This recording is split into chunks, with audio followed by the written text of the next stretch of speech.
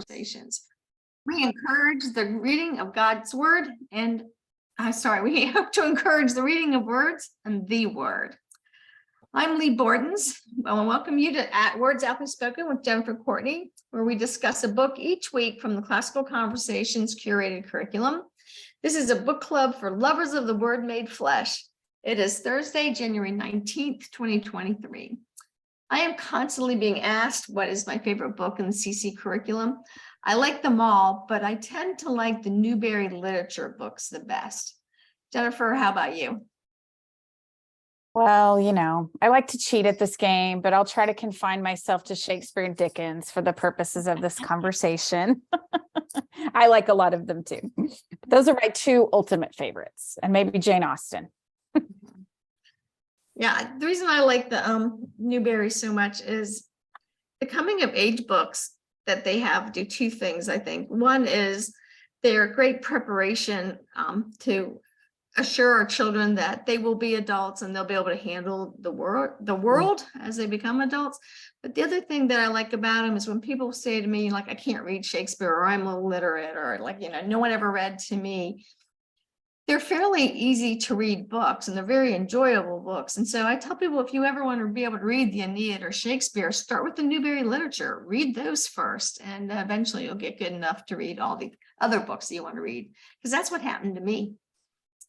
That's how I got to be classically educated, was through them. Go ahead, Jennifer. Oh, I was just going to say that when we read Sign of the Beaver, my children definitely had that experience of saying, wow, there's a 12-year-old boy, and his dad left him at their family's homestead and went back to fetch the rest of the family and came back for him 2 months later, and he was expected to keep the household and land while his dad was gone. And they were amazed by that. Yeah. So a lot of good stories there. Well, this month's book club highlights resources for our upcoming Scribbler at Home recipes from lifelong learners. It's an activity book that anybody can use it's aimed for younger children, but older children seem to enjoy the activities too. So this month, we've already discussed Old World Echoes and Exploring the Heavens with Uncle Paul. Tonight, we will discuss the Senators of Rome. And next week, one of my favorites, The Dad's Guide to Classical Education by my son and CEO of Classical Conversations, Robert Bortins. So our focus for this month is on the books for the whole family, but especially younger children. Tonight, the book Senators of Rome from Classical Conversations Multimedia is our book. It's a compilation of ancient stories curated by Jennifer Courtney, who we're fortunate to have as my co-host. And it's to help our families develop an appreciation of Latin culture. Before we get going, Jennifer, Julie reminded me, or she shared with me, that she did not know that the Copper Lodge series came from my house. So for those of you who've not been to my home, I live in, my house is called the Copper Lodge because it's made with so much copper in the features. And there's really beautiful windows that face the lake on the backside. And so those kind of arches that you see on the Copper Lodge series come from those windows. The thing that's so special about it is that my writing team, when they started publishing these books, didn't tell me that's what they were going to name them after or use as the logo. So it was just such a blessing for them to share that with me. And I'm quite proud of the series. Jennifer, you did a great job on them. Oh, thanks. And we worked on a lot of them at the Copper Lodge, so it seemed fitting.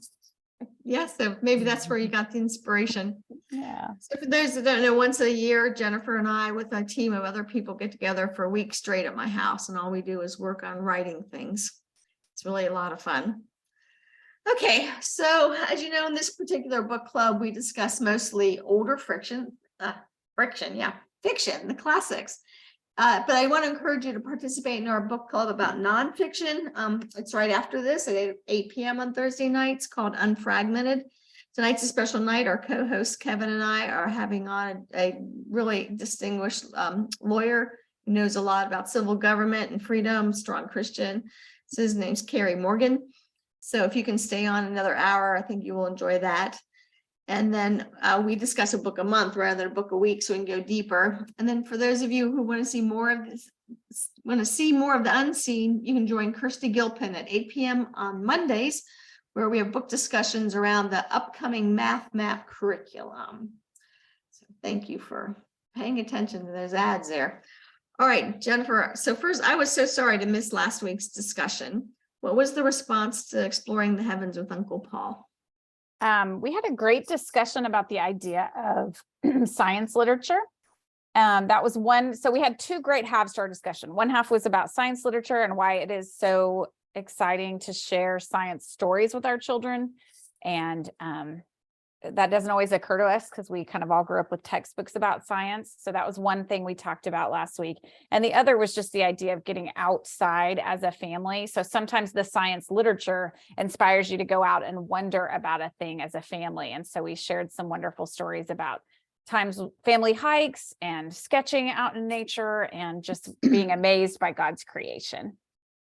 I'm glad that you guys were able to do that. And sorry I missed it, but I want to jump in real quick and say something that's really simple to teach your kids to do is one of the things we've done is we just open the door at night and look up the stars and yell thank you. It takes a second and no money involved, right? So good. So I'm glad that went well. All right. So now we're going to start with our first segment. Julie, you ready? Is it going to work? Word chords. Very good. We want to have fun. So thanks, Julie, for helping us out. Okay, it's time for our word chord segment. Jennifer, what's the word for this week? All right. The word of the week is diligence. And as always, I feel like I have to say that these are mostly brought to you by my conversations with my Challenge 3 community. They come up with the best words. So one of my students this week chose a verse from the Latin scripture that used the verb diligo to talk about God's love for us. And she pointed out that in Latin, the translation has the sense of to choose out or to set apart. And so that's kind of where we get our idea of us being set apart by God, marked by his attention and favor. And so then we talked about this English word diligence and how we love the things that we're studying together. And we love the conversations we're having as a family and that we're diligent to get ready for Tuesdays because we love those things. And then we remembered that the week before we had read Annie Dillard's essay from The Pilgrim on Tinker Creek about seeing and how she said only the lover sees. And so we were able to have this great conversation just around this one word of loving things and choosing to give our attention to them. So I have a question. Help us, Jennifer, with this. You just seem really good at pulling out just lovely ideas from the students that you work with.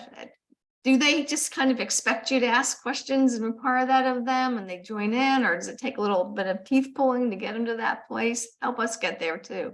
Yeah. So I think one of the things that we've been doing together is reading aloud whenever we can, and that has caused us to attend to some things differently. And so we feel like we have more to share. So we've been reading Latin aloud together, and we read that essay by Annie Dillard aloud together to get in the mood for poetry.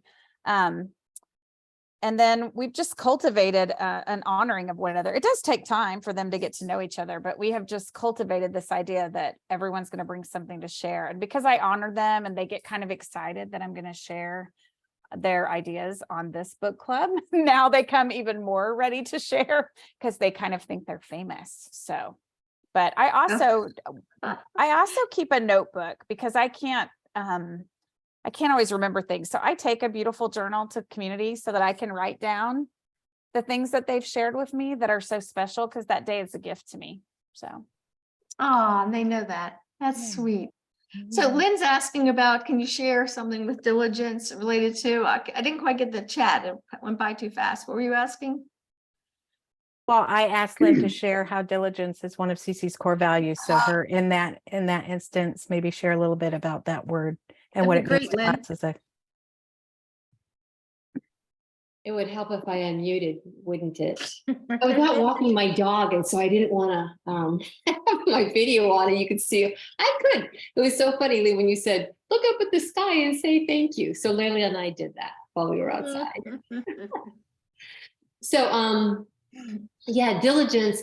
One of the I keep thinking we keep trying to find ways to bring in the 5 core values into our conversations with our families too. And diligence is one of them. And I think it's diligence in work. And one of the beautiful things that Robert has done is every time we're with him once a year. And he always presents to us what it means to consider work as worship. So when we're talking about diligence in work, we think of, wow, we can be diligent in our work because it is a form of worship for us. So yeah, that's kind of where we sort of landed when we try to work through the idea of diligence in work. So And even I'm looking, kids, right? Kids, diligence. I mean, did you do your very best, even if it was for 5 minutes? Did you diligently worship as you did your schoolwork? Was it something that you saw God in? Or do you need to take a break and go run in the trees and get diligent there and then come back and do maybe another page? that's good. Yeah, so when you brought that up as one of our core values, for those of you who want to know more, it's on page 5 of the catalog, and Romans 12:11 is the chair verse that we use with that. So thank you. That was a good question, Joy, to ask her to share. Okay, so now it's my turn to brag on you guys. I am going to share the words kindly spoken. Oh, wow, I made a sound. Very nice. Yeah, but please, Jennifer, maybe you can get some of your students to be even more celebrities and have them send something to 255 Air Tool Drive, and I'll read it on the book club. So what I want to share with you today is, I know it's awkward with the Zoom. So this is from my tour in Minnesota this past year. Can you see this? Just the stack of cards. Is it coming across? Okay, then I want to show you, look how filled they are. Can you see that? Oh, wow. Yeah. All right, so I have over a dozen of them here, and I'm just so grateful when I get these. And so I wanted to read to you one of these in particular. Can you see, am I getting too close? Someone drew the butterfly. Okay, so just that they drew that, so sweet. And it says, thank you for metamorphosizing homeschooling. Take us from humble larvae to magnificent butterflies. So thank you. And this is from the Pine River community. So thanks, well done, moms, dads, older kids who made this picture. It's just such a blessing to me. Okay, so thank you for your kindness. And I look forward to sharing more things from our students in particular. Okay, so let's actually begin the book club discussion. Feel free to turn on your camera if you haven't so far, and you can chat questions and comments at the bottom of the screen while our producer Julie selects some for the conversation. First, though, while you're thinking of these questions, we'll have questions for you. But Jennifer, set us up. Tell us about the Senators of Rome. Yeah, so as we were looking for some read alouds for families, we wanted to have some that were about literature. So we talked about Echoes, and some that were science stories. So we've talked about the Uncle Paul series, and then we wanted some about ancient history. And so that's where this series about Rome came about. And we named them to exemplify sort of a sweeping vision of Roman history for littles. And so we have Kings of Rome, and then Senators of Rome in the middle, and then we finished off with Emperors of Rome, which are the 3 basic timeframes of Roman history and their government. Okay, and are we going to make some more connections with the Latin curriculum in CC? I thought that was pretty good that you brought in a word from Latin for our word hoard today, and you made that connection. Were there any more connections you want to make with Latin before we start talking about the book? Yeah, just one of the things that I think, although we might not tightly tie everything together from moment to moment throughout our curriculum, where it's more like a weaving and a rhythm of learning. But I think this little series gets our families off on the right foot, knowing the people who spoke Latin and knowing about them and their language. So. Yeah, when I first started Classical Conversations, I intentionally did not have a history strand, and instead we called it debate, because homeschooling parents at that time were voracious readers, and I think adults in general just read more than they do now. And so it didn't occur to us that history was something we had to help any homeschooling parent with. But yes, debate. We all could use some help learning how to debate and argue well. So what we found over the years is for both good reasons, that parents were like, okay, I don't know enough about Roman and or Latin culture and history, and yet here we are studying Latin in the CC Classical Conversations curriculum. And the other one is, this need that Heather, you're Jennifer. Then Jennifer said about having some books that can help tie in and weave into the whole curriculum overall. So I'm just hoping that parents will read the books as a family. And then maybe as, the older kids are working on Latin, their heads will raise now again and go, was that who the Vulgate's talking about, or who Caesar's talking about, or the guy in the Aeneid, that they'll meet him in a different place, the characters. And these stories are short enough. One thing I love about all the books that are Scribbler's readers is that the stories are short enough for you to have your whole family together for a few minutes in the morning. So you could read a couple of Echoes stories and one of the Rome stories and one of the science stories, just, one story a day, and keep the whole family together and have a great conversation. So. Yeah, over some Romans. Yeah. Okay, so I just stuck into the chat 2 questions for tonight to give you all something else to think about. Oh, we have some more sounds. Are you playing, Julie? No, I missed a slide, so it'll just sit on this slide until you get to it. Just Okay. don't mind me. No, it's fine. I don't mind you at all. I So know. the questions I stuck in there are, do we say stuck in there? The questions I chatted. What kind of conversations do you have with your children about the fall of Rome compared to the current affairs of the United States? Are you having those conversations? And then how can the books that we read to our younger children reassure us? And maybe I should add, when times don't seem so reassuring.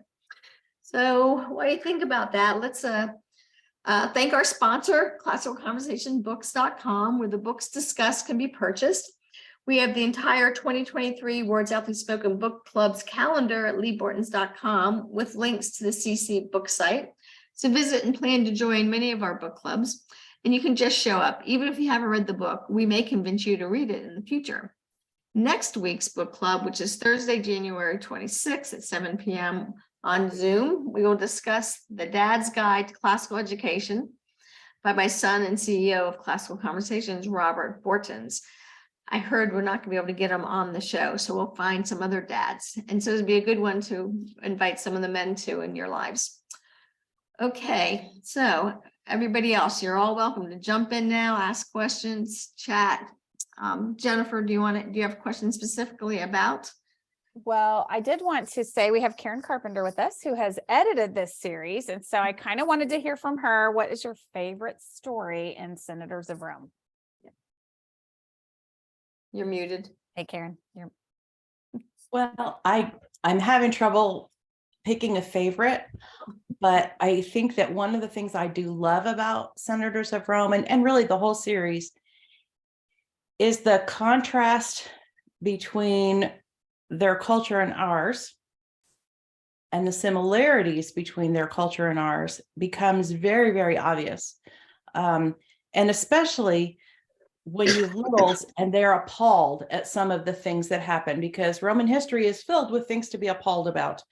And so that it generates wonderful discussions of why would they have done something? Why would the mother of this person have done something like that? They lied, whatever the malady is in the story, is a wonderful opportunity to explain the human condition and how different their hope was than our hope is. And that they had nothing to hope on except the gods that they invented that were just like them. And so I think there's just so much room to feel the hope of the cross, feel the hope of the Lord by contrast. Yeah, that's good. And you pointed out something that we talked about during the Echoes book club also, which is that these stories, so the stories in the Rome books, unlike the ones in Echoes, are about real people, but the same thing that we talked about holds true, is that those stories cultivate the moral imagination as the kids see what kind of people they would like to emulate and what kind of mistakes they would like and temptations they would like to avoid. And because this series is written for younger kids, it's pretty obvious which of those each story is. So it makes it easy to have those discussions. You're not tricking them. So I appreciate what you said about just compared to our times, and you noticed that too in the book. Can you give us a concrete example? And that's okay if I'm putting you on the spot. I think that we see several different times when either power by winning a battle is quickly forgotten by the crowd, and then that person falls out of favor until they need him again. And then they bring him back in because, oh no, we need somebody who can win this battle. And we certainly see that in our political structure all the time. We're trying new things, pulling new rabbits out of the hat, trying to work. Oh, this is going to work. The Democrats are going to try it for a while and see what they can do. The Republicans are going to try it for a while, see what they can do. And we see that same tension in a lot of ways. And then we see that man tries to be victorious, but then we don't know what to do with it when we win. Well, that's interesting. What do you mean we don't know what to do with it when we win? Well, I find that in our current culture, we have a lot of battles that we fought in the last few years. I have brothers in the military, and we get to the end of the campaign, as it were, and things aren't different, or things are very little different, or we're going to revisit that same thing in the next war. And that felt so similar to Rome, so similar. So we don't seem to, we do war better than we do peace, if that it's Yeah. That's I keep thinking of pride comes before the fall. So it's this pridefulness we get of, oh, they did it, but we want to make it better. You know, I see you and I raise you, you know, it's this kind of thing where we can figure it out. So pride comes before the fall. Romans fell, maybe. Yeah. And then threaded through the midst of it, you have these very honorable men who laid down their lives for ideas that they believed in. So it's, you know, it's the same human condition we've always had. Yeah. So I'm also intrigued, Karen, by what you said about when I was asked about what to do with it, because like whenever I'll hear somebody say, you know, I'm thankful, blah, blah, blah. And I know they're not a Christian. I've sometimes said, thankful to whom? Like that's what they don't know what to do with. They know there's more. They just don't know who or what that more is. And so we invent, whether it's the gods of Rome, or just various things that we idolize in our current culture.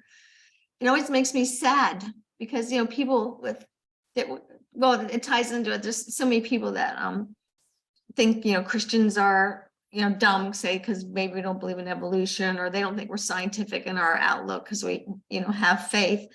And I just think all the time about how sad it must be to not be able to imagine more. Right. And then imagine it in such a way where there's a hope and expectation that whatever that more is, you're going to see it one day.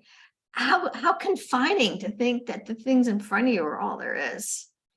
And so, you know, who are they thankful to when they don't think that the God of the universe designed it and is in charge? I was reading today, part of my job is editing a new philosophy book that's coming way down the pike. But Dante said that hell is basically the loss of all hope that results from not having God in any part. So that's the negative side. Jennifer, get us back on the positive side about these senators. Tell us about some of these characters that you were saying, you know, they lay down their lives for people. Yes. Well, so first I want to we have, you know, Julie had the cover up at one point, so I'll hold it up again. On the right-hand side of the cover is this glorious war elephant. And so the story, you know, the kids are going to gravitate toward is Hannibal riding these elephants into battle over the Alps. So he's one of the heroic characters featured in this particular volume. And that story is very, very memorable for the kids. That thought of riding the elephants across the mountains and arriving at battle that way is an epic scene, as my teenagers would say. Can you read us a passage from that? Or Yeah, find let me the- get there. Yeah. And so, yeah, because, Hannibal, we hear his name and we've got him in memory work and that kind of stuff, but really, what about the man himself? Did any of you read that one? Want to chime in on Hannibal? In a lot of ways, Hannibal was groomed to be a soldier, and that was his main purpose. So was war was his Yeah. purpose. Mhm. Yeah. And Was like, it war or was it leadership? War. War. Yeah. yeah, He was not good at peacetime. You know, that's one of the historians' critics about him, is he didn't know how to be at peace. right. Which we have our own generals. We have our own World War II generals of whom that was said also. But I'll just read a little bit of this in the story that he gets his troops lined up and he's about to cross the river. And it says, on the opposite bank, the barbarians were drawn up in battle array. Hannibal did not fear them. I like that sentence because it reminds us of our IEW, very short sentence, right? Hannibal did not fear them. It's such a poignant moment. These troops are here about to cross the river and you can see your enemy. And this is the day when you're going to be in the thick of it with them in hand-to-hand combat. And it says he did not fear them. Already his quick eyes had seen a column of smoke rising from the Gallic camp. And he knew that when the flames burst out, the Gauls would not stay to oppose his passage across the river. As Hannibal had foreseen, so it happened. So I love those two moments. He didn't fear them, and as he had foreseen, it happened. And that is good leadership. He saw ahead for his men how things were going to go. So it's just always interested me that the foresight that sometimes military leaders show as they lead their troops. So how's he related to the senator of Rome title? Yeah, so the stories in this volume, although not all, but most of them are during the time of the Roman Republic. So we had that first period of the kings and the monarchy in Rome, and now we are in the era of the Roman Republic. And so they are, the Republic is who is fighting these battles. And then at about shortly into the final volume, we get to the emperors as the Republic falls apart in the last book in the series. Okay, so it's not like every story in there's about a senator. No, it's just that the sweeping era of this is when the age of the Roman Republic under the senators. Yep. I do have a question from Jen. Are the stories similar, a kind of intro to Plutarch's life? I have not had a chance to read either. It is somewhat similar to that, yes. And it's similar peoples and similar values that the author is pulling through, values that we would agree with in the Western world, and vices that we would disagree with. So she does pull through that just the same way Plutarch's Lives would do. She is a little bit, because she was, I believe, she was a teacher of very young children, the author of the original public domain sources. So hers, although it's not that there's no violence, but she is a little bit less descriptive of some of the violence than you might find in Plutarch's Lives. Can you tell us about the author that you said did a lot of the public domain stories? What's her name? Do we tell that in the? Yeah, we do tell in the book, so that because she did write other books. So her name was Mary McGregor, and she was actually a public school teacher in the early 20th century who wrote these stories to share with her own children. And so like many teachers that were writing their own curriculum in that era, they were trying to preserve these stories for that generation and for that age of child. And I love to think of us as being right in line with her tradition. We are trying to keep these stories preserved for our families. Yeah. So much of Roman history and Roman philosophers, Greek philosophers have all impact our future, the reading that we've done throughout all of CC and beyond. And so it is interesting to read these. When I was reading a couple of them aloud to my college age son, who has taken Latin and translated a lot of the works of the people that I'm actually reading these short stories to, he is like, well, that really simplifies what I'm learning. He said, I'm learning it on a much deeper level, but these stories really pinpoint what was significant to Roman culture and why they were so bent on conquering the world, basically. So would you say there's a good comparison with these, this collection of books with, say, Charles and Mary Lamb's versions of Shakespeare? Yeah. I would Yes. say that's a pretty good analysis. Mhm. Yes, although the language of these is a little simpler than Charles and Mary Lamb. Yeah. The vocabulary is a little bit shorter. It looks like Lynn had a question. Did she, Dotto? Or Just a comment? comment, but she can share it. Yeah. Yeah, what were you saying, Lynn? It was about the war.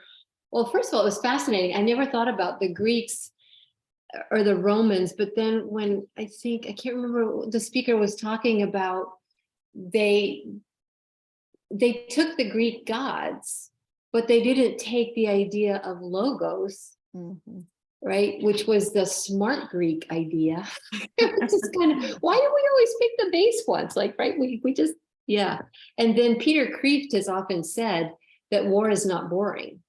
So people, especially without God, people don't, in their boredom, they will look for war, because peace, when you don't know how to handle it well, is boring.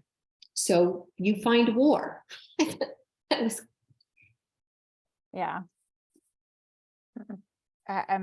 So two thoughts about what you said, Lynn. It's interesting that you said that about them not taking all of the Greeks. And I actually think this goes to your question, Leigh, about, how is this relevant to us today? So we talked in my community this week about one of my students has a Japanese parent, which is super fun when you're reading Latin scriptures, because he always brings one in and reads it to us in Japanese. And so when we were talking about the idea of Jesus being the light, in the first few chapters of John, we talked about all the words in Latin that come from lux, and their Latin is in many ways I don't want to say primitive, it's almost like a primitive language. It's not very subtle sometimes. And it's very concrete and pragmatic, like the Romans were.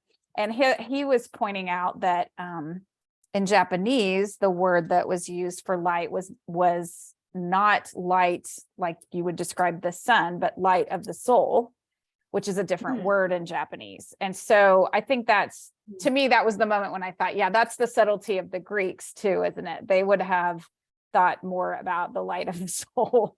So that was one thought I was having. And the other is just that we do often, as modern Americans, get compared to the Roman Republic, because we also tend to be more on the pragmatic side and less on the philosophical side, like the Greeks were.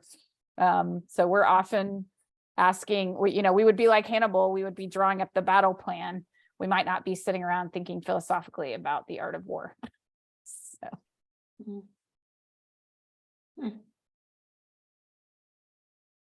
All right. Has anybody thought through? Yeah. Has anybody thought through Leigh's questions? She posted earlier. I got kicked out, so now I can't see the chat from that long ago. So somebody. Oh, I can tell you what they were again. Yeah. Well, basically, what about the fall of Rome is similar to now, and do you work with your family on that or talk to them about it? So I really like what Karen said originally, was that, we have hope, right? So that's very different compared to the fall of Rome, and what Lynn's saying, that the Romans could have at least had some light, but they rejected that part of the philosophers.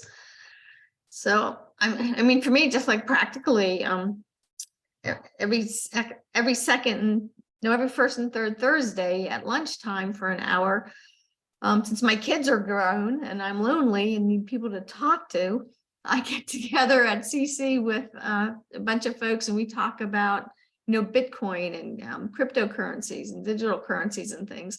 And one of the reasons we're talking about it is we're worried about the fall of our country. And what are we doing as the body of Christ to be prepared should the worst of things happen? And we don't even know what the worst is, because all of us who show up have very cushy lives, right? So it's kind of funny that we're trying to, it's not like we're panicked. It's almost like it's a game without, well, really, it is kind of like a video game now that I think about it, where we're planning our financial and legal and war strategy. How are we helping people who didn't pay attention? How's the church going to get through it? And so ideas from the senators of Rome, as well as our own Constitution, and just all kinds of things come up in these conversations. So I don't have any kids at home anymore. So I thought maybe I'd share what I do with my adult friends. So what do you guys talk about with your kids? Maybe you don't talk about it. So Leigh, like you, Mhm. I'm an empty nester. All of my children are gone. And so there's a team, my community, right, that will read with me and talk about big ideas, are the ARs in Florida. So we've been working through to prepare for what's coming, right? Your conversations with Peter Hegseth, hopefully coming out soon, next week, I think. And so we today and other days will talk about things like Elena put the word out there, like the technocracy or paideia, or what is really Western in Western culture. So yeah, like you, I gather with other adults and they humor me and train me to think more deeply by reading books together. Yeah. Well, and that's why I wanted to do these book clubs, so that we could be recording these conversations, so that the parent is just not sure, how do you integrate a life? How do you take one book and apply it to, life now? So we can give them some ideas. Well, it's interesting. So same boat, but with grandchildren. We Like got all the even- old people tonight. Yeah, I know. Well, actually, Lauren is on here. She probably won't show herself, but hello, Lauren, my daughter's Lauren. on. But just witnessing today, the nature of a boy is to conquer and to rule. And he has an older sister who equally likes to do that, but she kind of likes to do her own thing too. And I was on the phone, and he came in just very upset, and that Nora was outside after he said she should not go outside. And it's this, he's 3. And so it's like this nature that I think is a God-given nature in our boys to want to take charge. I can't say it came from a place of protection, and I just think he did not want her to go out there for whatever reason. But that fostered with these conversations of fairy tales and different stories where you can get in a fun way a moral outcome, like how should we? And we see this man acting very poorly, or we watch this show and these are very disrespectful children to the, all of these things feed into it. So I love that you can take the fall of Rome and make it for 3 and 4 and 5-year-olds and see, and you're like the senator, you're like the bad guy who's doing these things that he shouldn't do. So I just love that, seeing it in grandchildren. Yeah, I just wonder, the Avengers series and the Marvel series are so popular right now and have been for about a decade. And yet, how much more exciting to teach your 3, 4, 5-year-old about Hannibal riding an elephant over the mountains. I mean, that seems like a superpower to me. I can't figure out at all how he did that. Yeah. And then you see those echoes in the things like the Lord of the Rings movies, right? So just, seeing that same echo right through is one thing I love about these series, is that weaving throughout all of our cultural stories. Do kids act out the stories like in that book you just showed us? I mean, for those of you that are reading aloud to grandchildren or children, do you see them replicating those stories in their play? My kids always acted out whatever we were reading. Yeah, so I would say yes. My kids aren't kids anymore. Sorry. No, I was just gonna say mine wants to find more books or find videos or find a documentary or a movie that he can compare what he was visualizing and say, I want to see them. Um, so it does yield interest and just an inspiration. So I was I gonna know say, my my, daughter likes to invite her friends over, and then they put on this little show or a little play for all the adults at the end of the night. And a lot of it stems from her, reading whatever book we're reading for the week. That's great, Anna. Yeah. I so think my kids Elena, aren't little anymore, but the one thing that I see is my conversations go the other way with the Avengers. Once they've gone to see an Avengers movie, we will all be sitting around talking about it, and they will be like, well, they stole this from Rome, they stole this from this story, they stole this from this story. And I just sit back and I'm awed at the way that they pick apart a movie and talk about the big ideas that are in it. Mm-hmm. So that's one thing I think is really good about what Jennifer and her team put together is both the Echo series and now these Roman series and Uncle Paul's to just give them more and more resources for what just this core knowledge that most people had before the rise of a lot of technology and media. So I really appreciate you putting that together, Jennifer. So I have a question for you guys. Actually, I'll stick it in the chat. We are going to, I referred to my blockchain Bitcoin, we don't know what to call it, meetings. We've been calling it BitChain, which is nothing. But, we're gonna start zooming it, and it's I'm gonna put it in the chat. It's at noon, first and second Thursday, and I'm trying to figure out how to get you to the Zoom. I suppose I could do another link on my leighbortins.com, but Becky's gonna help me to get that together. So it's noon, first and third. I wrote second. Hard to talk and type. Thursday for an hour. I should put Eastern time. For Bitcoin, I'll just put it that way. So I don't know how it went for her, but Jessica Leonard joined us today by telephone. So people keep saying they want to join us, so I'm just letting you know that that's happening as an option in these couple of minutes I have left. All right, does anybody else have any comments? Because we just have 2 more minutes. I was intrigued by what Elena said in the chat box, because that's one of the reasons we wanted to make this series too, is that we have lots of time and foundations for memorizing new grammar, and we wanted to add some storytelling to that. So it sounds like that was good in your home. You want to? It does. I have a 9-year-old who loves battles and armies, and he's loved the battles and armies and wars. And so what CC has done is that it's given us the okay to study this without the fear of, will my child turn into fill in the blank? It's more of, this is how you were naturally made by the Lord to defend, defeat, save, capture. And so all you're feeling is normal. And that's the way God made you. But what do you do with it? And so all of the history memory work, then to read the story behind the history sentences, he can see himself, he can sense, there are historical battle war words that are used in the Rome books that I would not find in other books. And so then it opens the door for strategy.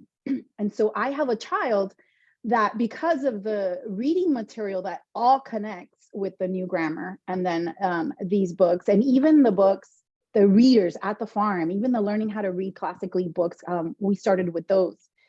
They have words that are not common in modern day language. And so when we sit to read, our entire academic content is covered because we're now defining, or maybe it's a spelling because he couldn't read it phonetically, or we're going into looking at a video or getting another book that gives us more detail on that one, a particular battle. And so we've covered history, we've covered spelling, reading it. If anything, let's create a sentence, and then we can even, use grammar. And so my child is now doing school, not realizing and feeling that he's amazing, because he is like these soldiers, he is like these defenders. And so we're now raising just this inspired, secure child because of these connections. That's really great, Elena. And I liked how you said doing school, but when you said it, you didn't really mean it. I think what you really meant was that he's learning. embracing life. He just is loving Yeah. life. Right. But that's what that's how we say it. So reading things out of our own personal context can make it so we think of other words and ways of saying things too. So well done, aptly spoken, Elena. So that's it. We're done for this evening. I enjoyed spending time with you. I hope that you come back, keep the conversations going, and we'll see you next week, if not at 8 o'clock. Thank you. Thanks, Bye, thank everybody. you all. Thanks. Thank you for letting me join. It's been amazing. Thanks. Oh, anytime, come. Bye, thank you. Bye. Do you have the link for 8 o'clock, or is it the same? The same link? one. Okay. Yeah, the same one. No, it's not the same. Oh, It'll- it's not? It's different. Okay, So go I'll to write that. Lee's website and click on Yeah. the square.